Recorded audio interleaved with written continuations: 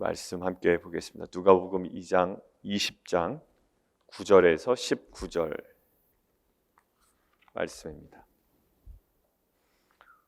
어제 그 권위에 대한 질문을 했고 예수님은 다시 권위에 대한 재차 질문으로 그들에게 넘기십니다. 그리고 대답을 끝까지 안 하시죠. 그러니까 어제 이야기를 좀 결론으로 얘기하면 얘기할 필요 없는 거예요. 그 사람들에게. 정답은 너무 간단한데 이야기를 해줘봤자 별다른 변화는 기대하기가 어려운 상황입니다. 어디로부터인지 알지 못합니다라는 그들의 대답은 정말 몰라서 하는 대답이 아니라 알면서 또 어떤 것에 자신의 그것을 장단을 맞춰야 될지 모르는 뭔가 모호함과 또 감추어진 위선이 있는 그런 대답이었죠. 그러니까 도대체 무엇을 이야기하려는지 모르고 또 무엇을 추구하는지 모르고 사실 저희의 개인적인 삶을 우리 모두의 삶을 돌아보면 사실 신앙이 있다는 건지 없다는 건지 모를 때도 사실 있습니다. 그리고 정말 하겠다는 건지 아니면 내가 못하겠다는 건지 어떤 그 모함 속에 살아가는 영역이 너무 많죠. 그러니까 딱 예수 앞에 그리고 진리 앞에 그리고 말씀 앞에 이 결단하고 살아가는 삶이 사실 그 제자도의 가장 큰 핵심이고 누가복음에서 얘기하는 그 반응이라는 거죠. 반응. 세상에서도 사실 그 결단을 굉장히 중요시합니다. 해야지 하다가 시간만 지나는 우리의 모습이 있는데 사실 그 모든 시간의 모호성과 결단의 모호성과 판단의 모호성의 그 중심에 있는 그 자기 중심성 어제 그 부분을 함께 이야기를 나눴습니다. 오늘은 비유라고 이야기가 나옵니다. 9절부터 11절은요 이스라엘의 구약의 역사를 담고 있습니다. 신명기 이후로 하나님께서 선지자를 이스라엘 민족에게 보내시죠. 근데 그 보냄받은 선지자에 대한 이스라엘 백성의 태도가 항상 이러했습니다. 그리고 지금 13절부터 12절까지고요. 13절부터 포도원 주인이 이제 사랑하는 아들을 보내겠다라고 하는 것은 지금 어느 부분이냐면 이제 예수의 그 사역에 이르기까지의 시간입니다. 그러니까 결국 9절부터 전체적으로 내용이 어디부터냐면 이스라엘 역사를 포함하여 예수의 사역에 이르기까지의 오랜 기간을 지금 함축적으로 담고 있는 비유라는 거예요. 그래서 이 비유는요, 우리가 알레고리적인 해석을 주의해야 하지만 이 비유는 다분히 알레고리적인 의미를 담고 있습니다. 여러분들 구약 이사야서에 보면 포도원과 포도원 주인이 나오는데 그 비유에서는 포도원이 누구로 나오냐면 이스라엘 백성으로 나옵니다. 근데 지금 오늘은 포도원이 중심이 아니라 포도원의 농부들이 이스라엘 백성 그리고 이스라엘의 종교 지도자들의 모습으로 비유가 되죠. 그리고 포도원의 주인은 하나님이고요. 그리고 종들은 구약시대 때 보냄받은 선지자들이고 아들은 우리가 익히 아는 바와 같이 예수 그리스도를 이야기를 합니다. 아주 명확한 이 비유예요. 그러니까 사실 어떠한 한 역사뿐만 아니라 방금 말씀드린 것처럼 이스라엘이 역사가 시작된 이후부터 예수의 지금 사역 시기까지 총망라한 오랜 기간을 그냥 하나 함축적으로 담고 있는 비유다라고 이야기할 수가 있습니다.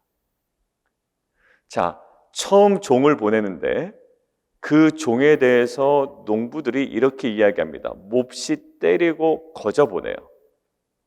거저보냈다. 빈손으로 보냈고요. 두 번째는 몹시 때리고 능욕하고 거저보내고요.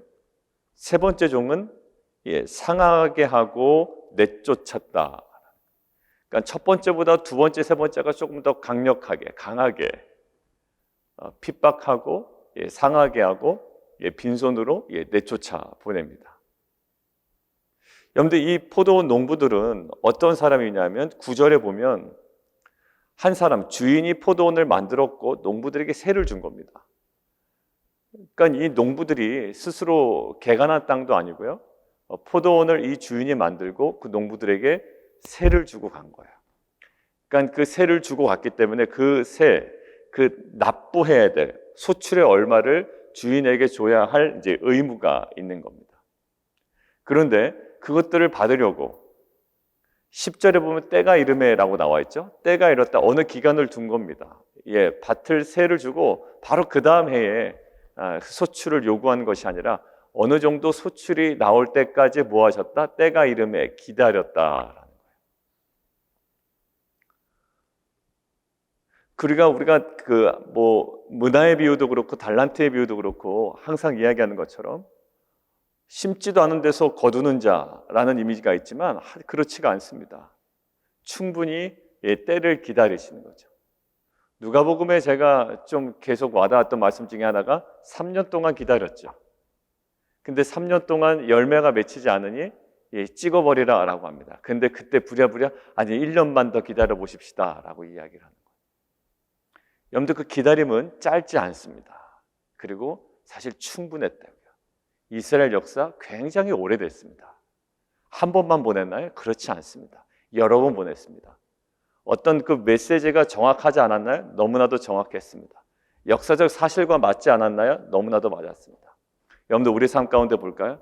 우리의 지나온 삶 가운데 말씀이란 삶이 너무 괴리돼서 내가 이해하지 못할 정도였나요? 아니요. 너무 구체적이었어요. 너무 구체적이었는데 사실 우리가 받아들이지 못한 것은 뭘까요? 이 소출에 대한 욕심 때문이었다.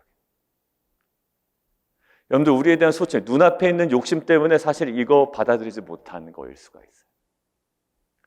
너무 불명확해서 나는 못 깨닫고 지나간 겁니다라고 이야기하지 못해. 지나고 나서 보니 결국 하나님께서 더 명확하게 우리 가운데 말씀하셨어요. 한 번으로 안 되니 두 번으로 말씀하셨고 두 번 안 되니까 세 번이나 말씀하셨습니다. 이것은 어떻게 보면 긴 이스라엘 역사 가운데 개입하신 하나님의 역사이기도 하지만 우리 각자의 인생 가운데 하나님께서 분명하게 말씀하셨습니다. 한 번 아니고요, 두 번 아니고요, 세 번입니다. 이것은 단순히 세 번이다라는 게 아니라 충분히 말씀하셨다라는 거예요. 그리고 기간을 두고 말씀하셨습니다.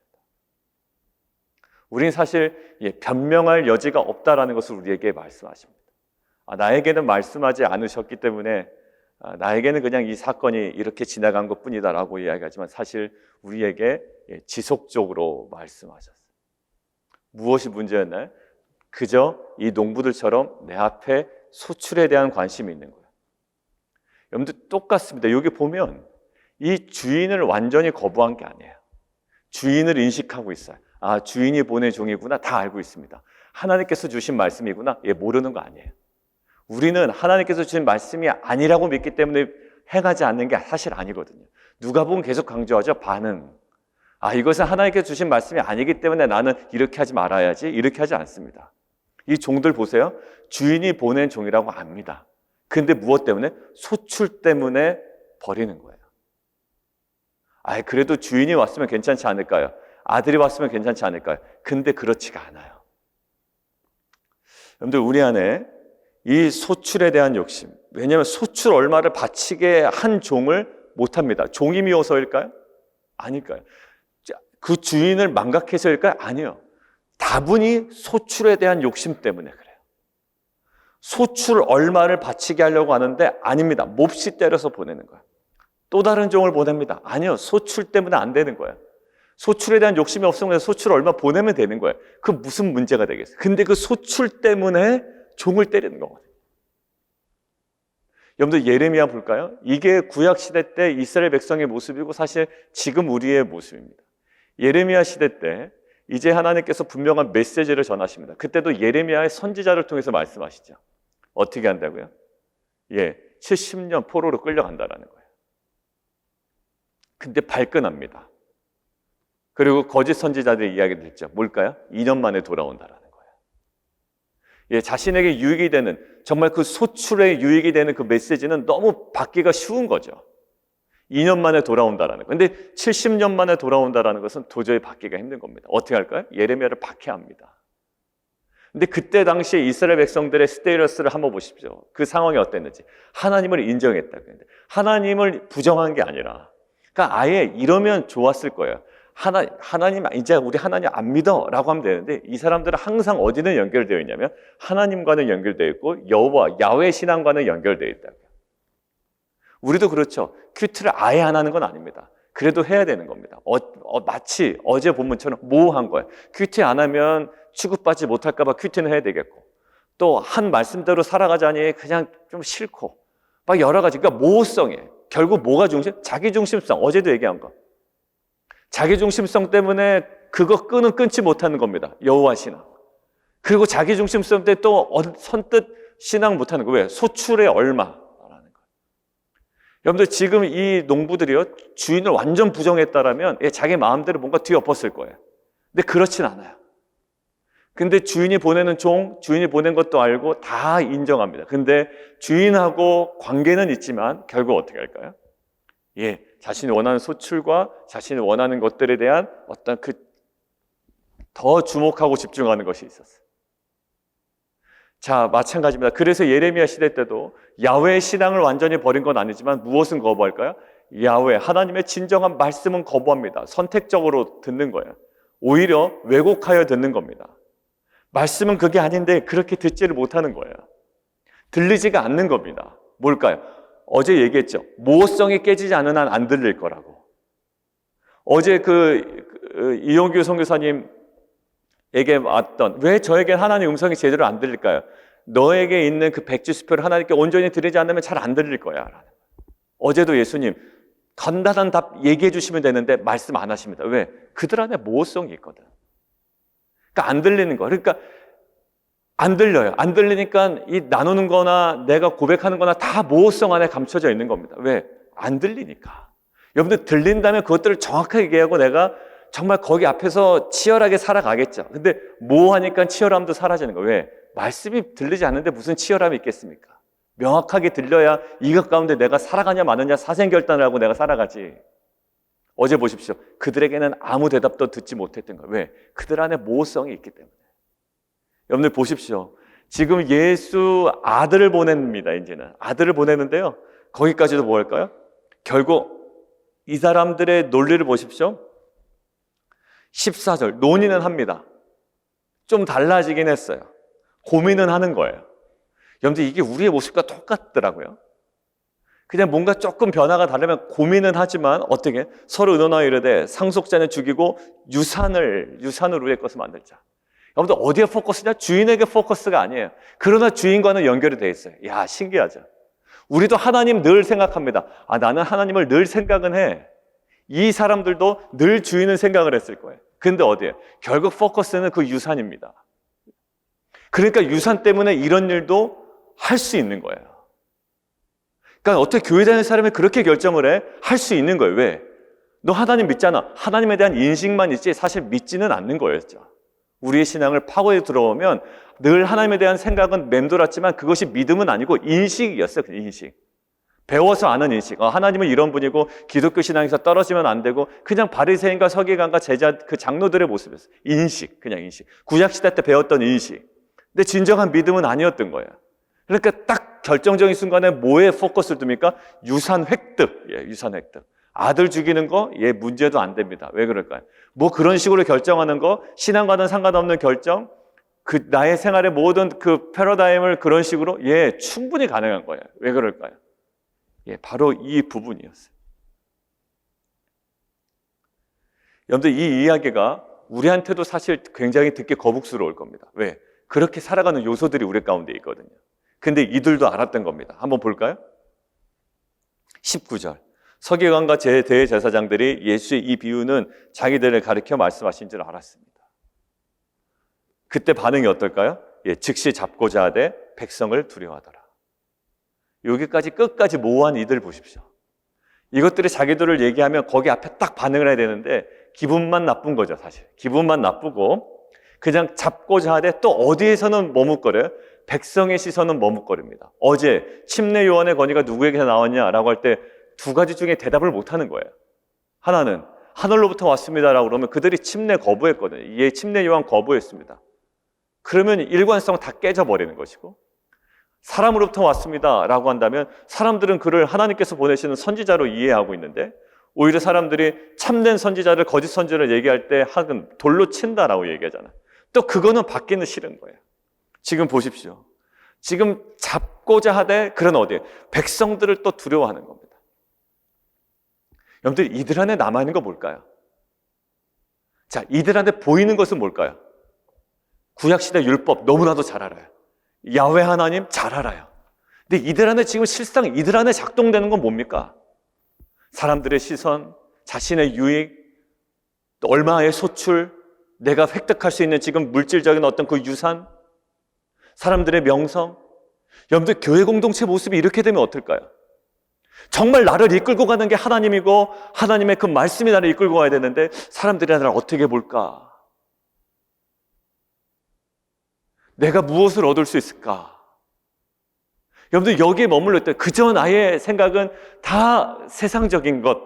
세상적인 것이 뭐냐면, 여러분들 이거 얘기할 때 참 저는 조심스러운데, 직장과 비즈니스 자체가 여러분들 세상적인 것은 아닙니다. 근데 그것들을 세상적인 카테고리로 그런 사고방식으로 생각하다 보면 그것은 세상적인 것이 돼버려요. 제가 반대로 말씀드리죠. 교회 자체도 세상적인 것이 충분히 될 수가 있습니다. 거기 음모가 있고 술수가 있고 자기의 유익이 있고 내가 높아지는 것에 관심 있는 사람들만 모여있고 사람들의 시선에 의해서만 움직이는 것들만 가득 차 있다면 그게 무슨 하나님의 나라가 되겠어요?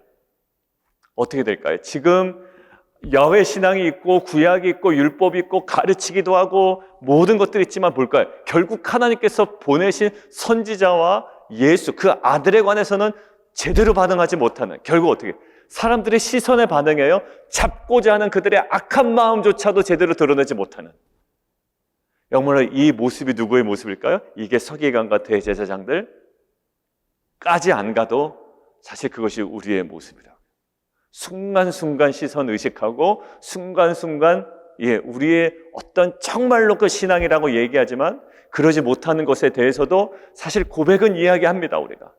여러분들, 우리 남성들 모여도 많은 고백이 있습니다. 근데 우리가 한 번쯤은 정확하게 부닥쳐야 되는 거예요. 이것이 그냥 끝까지 갈 수는 없는 거잖아요. 그래서 우리가 거기서 이제 멈춰서고 돌이킵시다. 만약에 못 갈 경우에는 우리가 끌어당깁시다. 서로 얘기하는 거예요. 왜냐하면 무엇을 위해서, 자신의 유익을 위해서는요, 사생결단하고 그 데드라인 지키거든요. 그죠?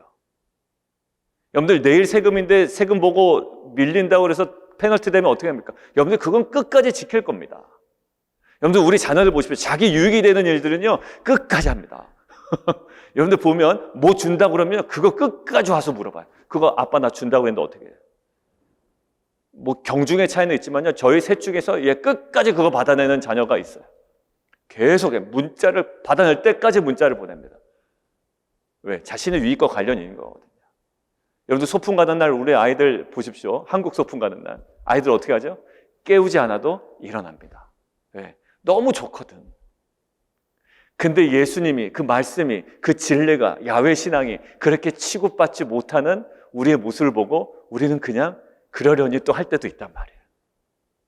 사랑하는 성도는, 오늘 이것은 그냥 하나의 바램이 아니라 어떤 그 이스라엘 민족의 역사와 또 우리 삶에 보여졌던, 그리고 예수의 시대까지 보여졌던 정말 전 역사 가운데 있는 하나의 모습들을 비유로 말씀하십니다.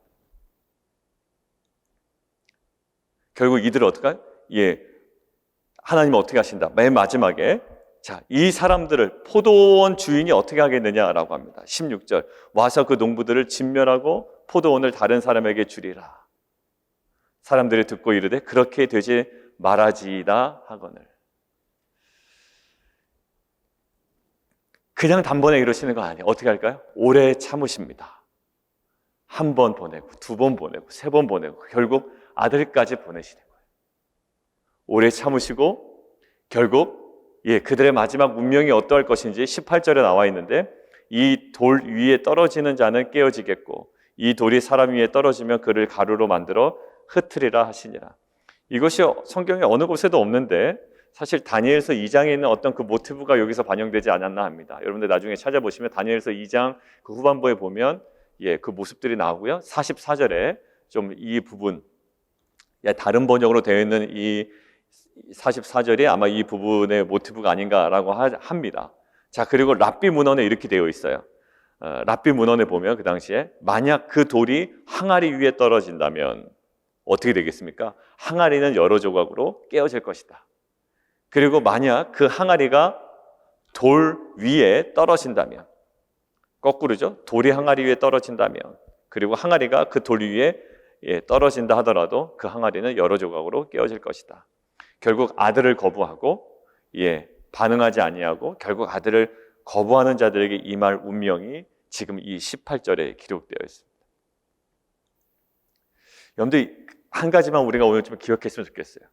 이스라엘 백성들의 야훼 신앙이 끊어지지 않았다라는 사실이에요. 저도 이렇게 생각해 보면 항상 하나님에 대한 인식은 끊어지지 않습니다. 근데 그게 신앙은 아니거든요. 여러분들 할 때 하나님 어떻게 생각하실까? 하나님 뭐라고 하실까? 하나님 보고 계시겠지. 그 인식은 우리 가운데 떠나지 않는 것 같아요. 그 인식 자체는. 근데 이스라엘 백성이 그러했다고요. 그래서 억지로 뭐 합니까? 나중에 억지로 막 제사는 드려요. 좀 기분 나쁘시겠지만 억지로 예배는 드리는 거예요. 그죠? 억지로 헌금도 하고 사람들의 시선이 있으니 그냥. 여러분들 이 사람들이 야훼 신앙을 끊어버리지는 못해요. 늘 인식 속에 머물러 있습니다. 근데 결국 어떻게? 그 하나님께서 보내신 선지자에 대해서 정확하게 반응이 안 되는 거예요. 그것도 선택적 반응. 선택적 반응도 아니죠. 2년 만에 돌아오려겠다는 것은 하나님의 메시지도 아니었거든요. 그냥 갖다 그냥 막 껴맞추는 겁니다. 그죠? 여러분들 이 서기관과 대제사장들이 자기네게 이야기한 거라고는 이야기를 듣잖아요. 이것은 믿지 않는 자에게 이야기한 게 아니라는 거예요. 이것이 그냥 거부했다라는 것은 복음을 전했는데도 거부했다 이 이야기가 아니라는 얘기예요. 오늘 복음이, 오늘 말씀이 정말 믿지 않는 자들 참 저렇게 예수를 거부하지? 이 이야기가 아니라 야훼 신앙이 있는 자들이 거부했다는 누구? 서기관과 대제사장들이 예수의 이 비유는 자기들을 가리켜 말씀하신 거라. 그냥 믿지 않는 저 사람들을 대놓고 얘기한 게 아니라 지금 야훼 신앙으로 계속 이어져 왔던 자신들을 향하여 얘기하는 거구나라는 것을 깨달았다. 이거는요, 믿지 않는 저 밖의 사람들이 아니라 우리의 모습이에요. 뭐예요? 말씀은 항상 듣고 말씀이 임하고는 있는데 거기에 대해서 반응하지 못하고 있는 모습이죠. 사랑하는 성도 여러분들, 누가복음은 계속 우리에게 강조합니다. 그리고 집요하게 우리에게 말씀합니다. 그리고 재건과 갱신을 이야기할 때 우리 가운데 어떤 행동의 변화를 보였다면 그 중심에 어떤 근원적으로 해결되지 않은 그 모호성을 깨라고 어제부터 또 말씀하시는 거예요. 숨겨진 모호성은 사실 아무도 모르는 거라고요. 근데 그 모호성이 깨지지 않으면 안 들려요. 들리지가 않아요. 그리고 제대로 보이지도 않아요. 무엇만 얘기할까요? 내 안에 있는 지식만 얘기할 겁니다. 마치 서기관과 바리새인들이 구약의 지식만 가지고 와서 이거 전통 지켜라 라고 이야기하고 이거 해야 된다라고 그러고 끊임없이 하루에 3번씩 기도하고 구제하고 금식 다 했거든요. 근데 그들 안에는 생명력이 없었단 말이에요. 왜? 제대로 된 인격적인 반응이 없었기 때문에. 여러분들, 저희 공동체가 어떻게 될까? 마지막 주님 오실 거, 제 생명이 이제 끝날 때 주님을 대할 때 어떤 모습이 될까라고 할 때 그냥 몇 가지 형식적인 것으로 치환되지 않는 것들 알아요. 정말 깊은 인격적인 만남. 이번에 이제 그 큐티 세미나 이제 그 신청하신 분들 단톡방 만들어서 책 이제 주문 받는다고 제가 올려줬던 그 책이 이제 그 요한일서를 가지고 이야기하는 그 묵상입니다. 최영상 교수님. 결국은 뭘까요? 큐티를 어떻게 한다. 물론 방법론 제가 얘기할 거지만 어디 갈까요? 이게 깊은 사귐이거든요. 여러분들, 사귐이 없이 뭘 하나를 찾아내려고 애쓰는 이 큐티가 무엇이 우리에게 도움이 되겠어요? 사귐에서부터 나오는 것은 생명력이 넘칠 겁니다. 여러분들, 누군가 사귄다라고 할 때는요, 이것은요, 그 사귐에서 나오는요, 막 기쁨도 있고요, 같이 느끼는 슬픔도 있고요, 거기에 나오는 풍성한 것들이 있거든요. 거기에 이제 깊이 들어가는 거예요. 사랑하는 성도 여러분, 우리 안에 항상 나의 우선순위는 내가 갖고 있는 그 소출이자 그 유익입니다. 그 유산이에요. 내가 지금 당장 얻을 수 있는 거예요. 근데 정말 그 포도원의 주인을 정말로 정확하게 의식했더라면 이것은 일어날 수 없는 일이에요. 여러분들 이것이 빈번하게 일어날 수 있는 일이라고 생각을 하신다면 그것은 오해예요. 뭐라? 그리 되지 않았으면 좋겠습니다. 그렇게 될 수 없습니다라고 백성들이 이야기하잖아요. 뭘까요? 여러분들 이 비유를 들을 때 어떻게 그럴 수가 있지라는 반응이 우리 가운데 있습니다. 그죠? 어떻게 그럴 수가 있지라는 반응이 있어요. 여러분들 정말 이게 실제라면 정말 그러겠습니까? 그럴 사람은 없어요. 그럴 농부 없습니다. 아들이 왔는데 아들을 죽여서 유산을 뺏겠다라는 그런 무식한 사람이 어디 있겠어요? 여러분들 실제는 이런 일이 벌어지지 않습니다. 근데 뭘까요? 비유였고 그런 일이 누구에게? 이스라엘 전 역사에 벌어졌다. 그러니까 무슨 일이 벌어진 거예요? 도대체 이스라엘 역사 가운데 있을 수 없는 일이 벌어졌다라는 거예요. 그리고 정말로 이겁니다. 너가 정말 야훼 신앙이 있고 정말 복음 안에 네가 믿는 자라면 있을 수 없는 일이 벌어지고 있다라는 거예요. 이것에 대한 반응. 그래도 그럴 수 있다. 아닙니다. 우리 안에 이 결단, 이게 약간 좀 세속적인 강의이기 때문에 제가 공유는 못하고 있습니다만 결단이 안 되는 이유에 대해서 얘기할 때 이것이 신앙적으로 조금 연결되는 부분이 하나 있더라고요. 그죠? 우리가 결국 어떻게 결단이 안 되잖아요.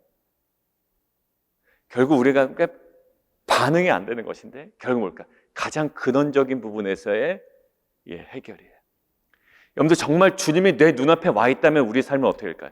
변합니다. 그리고 마지막 우리가 숨이 딱 멈춰지기 직전에 그 직전에 우리 삶은 뭘까요? 가장 투명해지고 가장 정직해지고 가장 온전해질 거예요.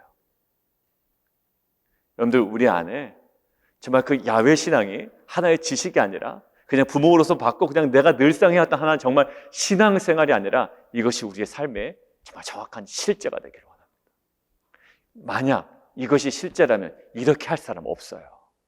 종들 때려서 보낼 사람이 어딨냐고 당장 주인이 쫓아올 텐데. 그리고 아들을 죽인다? 여러분 있을 수가 없는 일이에요. 그런데 이스라엘 역사 가운데 보여졌고 우리 안에 꿈틀대는 죄성입니다. 죄는 그 모든 것들을 가능하게 하는 거예요.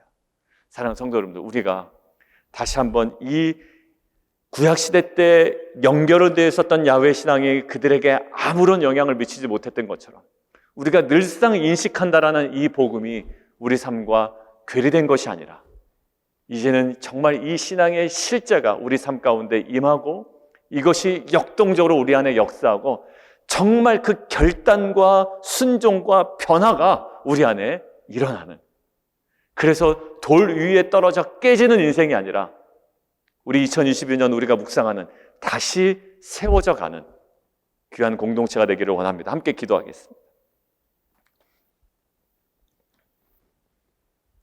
우리 함께 좀 기도하기를 원하는데 어제부터 묵상하고 있는 이 모호성이 우리 안에 계속 저한테는 계속 화두되는 겁니다. 이 모호성, 나도 나를 잘 모르겠고 옆에 사람이 봐도 잘 모르겠어요. 신앙이 있는 건지 없는 것인지, 우리에게 열정이 있는 것인지 없는 것인지, 정말 그 의욕마저도 그것이 실제인지 거짓인지, 이것이 연기인지 삶인지. 근데 그 모호성이 깨져야 됩니다. 조금씩 조금씩. 그러나 아주 명확하게 깨져야 되는 것이 우리의 모습이에요. 왜? 모호성이 깨지지 않는 그들에게 하나님께서 말씀하지 않으십니다. 해봤자 결국 그들은 그것으로 변화될 여지는 없었던 거예요. 우리 안에 이것들이 명확하게 깨지기를 원하고요. 오늘도 결국 대제사장과 서기관, 이 장로들에게 얘기하시죠. 복음을 받아들이지 않는, 믿지 않는 자들에게 얘기한 것이 아니라 늘 야훼 신앙이 있다라고 이야기하고 율법이 있다라고 하고 안다라고 이야기하고 그것대로 따라간다로 이야기하고 하루에 3번씩 기도하며 또 금식하고 구제하는 그들에게 말씀하셨어요. 뭘까요? 결국 거부하는 거였습니다. 주님께서 우리에게 말씀하시는, 오늘 우리에게 도전하시는, 우리에게도 결국 하나님과의 관계는 연결되어 있는 것처럼 보이지만 결국 나에게 유익한 것만 취하는, 이들이 소출 얼마 때문에, 그리고 정말 그들이 취할 수 있다고 생각했던 가시적인 유산 때문에 이 모든 것들을 자행한 것처럼 우리 안에 딱 가로막고 있는, 그 안에 꼬아리를 틀고 있는 그 모든, 또아리를 틀고 있는 그 모든 죄성들, 또 우리 안에 정말 그 잘못된 기준들, 또 왜곡된 그 시선들, 하나님 정말 그것들을 만져주시고 또 하나님 우리가 정말 그 진리로 다시 한번 돌이키는 공동체가 되게 도와주십시오. 우리 함께 기도하며 나아가도록 하겠습니다.